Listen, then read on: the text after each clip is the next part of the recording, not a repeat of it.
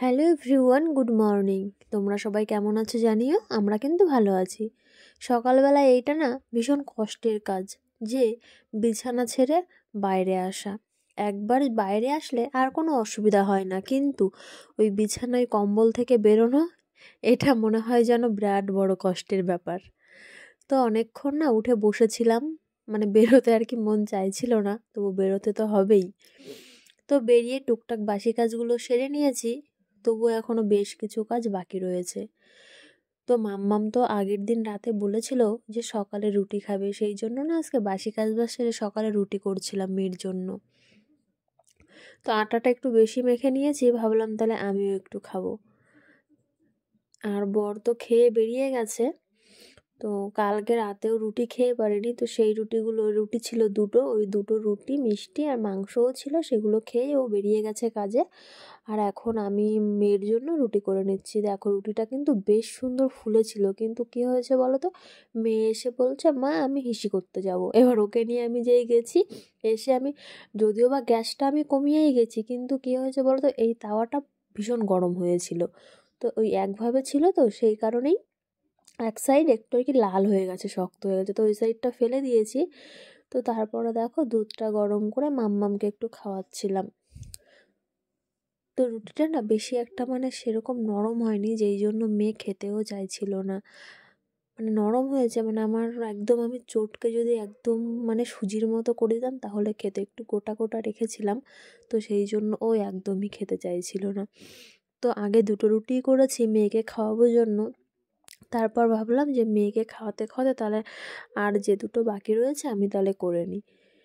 তো দেখো একদিকে মেয়েকে খাওয়াচ্ছিলাম, মেয়ে যেহেতু মুখে খাবার নিয়ে অনেকটা সময় বসে থাকে, সেই কারণে মেয়েকে খাওয়াচ্ছিলাম, আর এদিকে আমি আমার জন্য রুটিগুলো করে নিয়েছি। আর আমি রুটি করলে এই জায়গাটার অবস্থা এত বাজে হয়, মানে পুরো আটা পড়ে পড়ে একদম নষ্ট হয়ে যায়। আর আমি যখনই কোনো কাজ বাজ করতে আসি সেখানে এসে আমার মেয়ে দাঁড়িয়ে থাকে। দেখো সব সময় এরকম এসে দাঁড়িয়ে থাকে, ও এসে দেখে আর আমার সাথে এত পরিমাণে কথা বলে। কালকে আমি একটা ভিডিও ছেড়েছি, রাতে যখন রুটি করছিলাম তখন ও এসে আমার সাথে কত কথা বলে। তোমরা দেখতে চাইলে দেখে নিও, ভিডিওটা ফেসবুকে ছাড়া আছে। তো তারপরে দেখো যে মেয়ের বাটিতে মেয়ের খাবারটা রয়েছে, ও তো খাচ্ছে না। আর এদিকে কালকের মাংসটা রয়েছে একটু, সেটা দিয়ে আর 1 গ্লাস দুধ রয়েছে, দুধ রুটি আর মাংস আজকে খেয়ে নেব। সকালে তো এমনিতেই খাওয়া হয় না, তো আজকে যাই হোক, মানে মেয়ের জন্য আমারও আর কি খাওয়াটা হচ্ছে।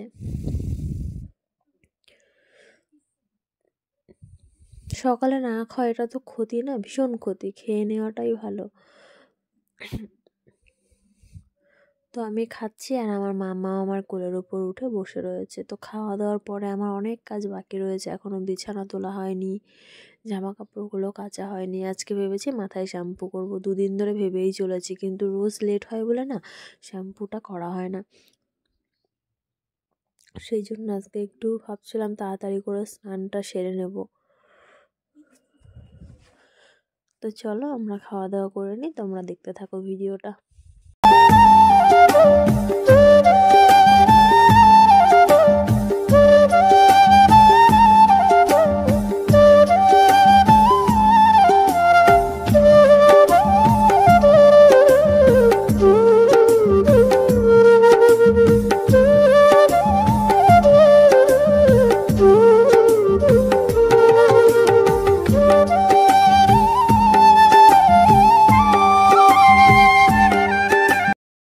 তারপরে দেখো মাম্মামকে স্নান করিয়ে নিয়েছি।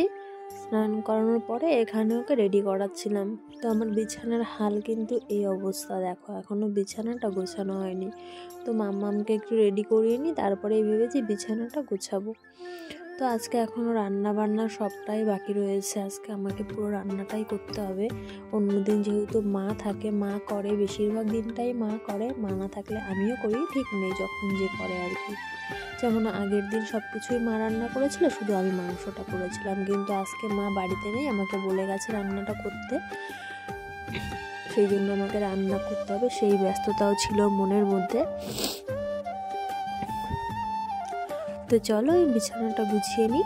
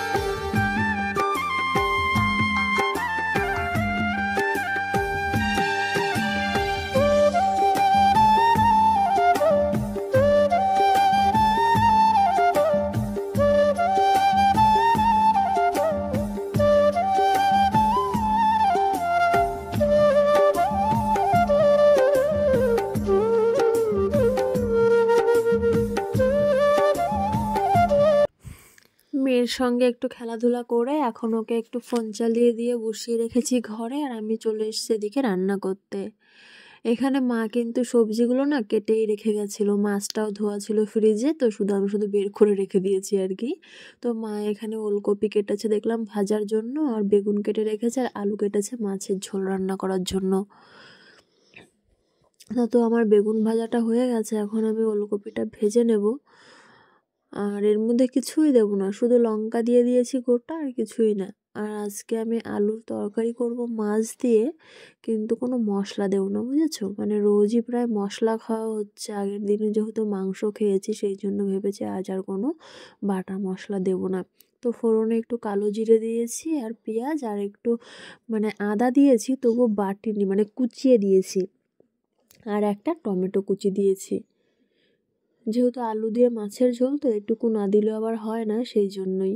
আর এই যে এসে দেখো দুষ্টুমি কাকে বলে, সেই হলুদটা ফেলে দিয়েছে এখানে, ফেলে আমাকে ডাকছে যে মা দেখো কি করেছি। আর দেখো লঙ্কাটা কিন্তু চিড়ে দিয়েছি, কোনো মানে লঙ্কার গুঁড়ো টুড়ো কিছুই দিইনি। বললাম না মশলা দেবো না, একদম নর্মাল রান্না করব, তো সেরকমটাই।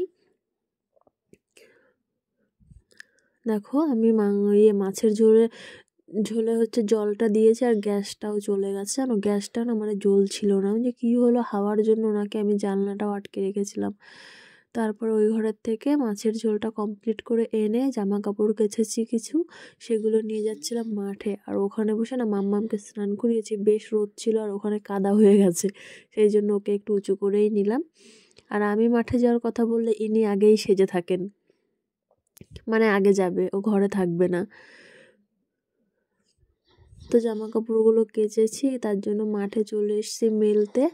আর সকালে যেই জামা কাপড়গুলো কেচেছিলাম না, সেগুলো শুকিয়ে গেছে, তো সেগুলোকে নিয়ে আবার ঘরে চলে যাব। তো দেখো আমার জামা কাপড়গুলো তো মেলা তো প্রায় কমপ্লিট। আর ওখানে আমার মেয়ে দেখবে, এখানে আসলে, আমি তো ভিডিও করেই থাকি বেশিরভাগ দিন, তো আসলেই দেখবে ওইটার উপরে উঠেই ও দাঁড়াবে, আর কোথাও না, এদিকেও আসবে না, কিছু না, একদম সোজা গিয়ে ওইটার উপরে দাঁড়াবে, একদম পিলার রয়েছে ওখানে গিয়ে দাঁড়াবে, মানে বারণ করলেও আর কি শুনবে না, ওইটাই ওর খেলার জায়গা।